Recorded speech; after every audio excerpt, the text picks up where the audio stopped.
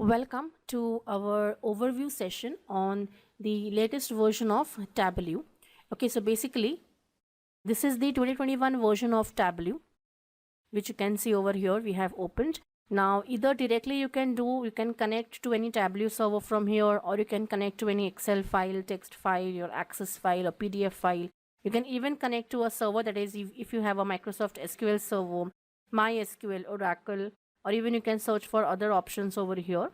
Similarly, you can just create here it would create a new Tableau book for you, wherein you can work with your Tableau examples.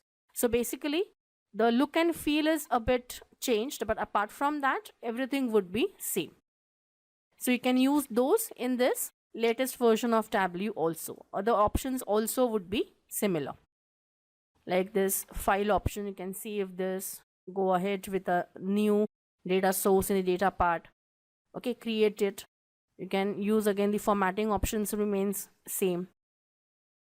You can use this as this is more user friendly, the new version of Tableau, which is 2021 version of Tableau.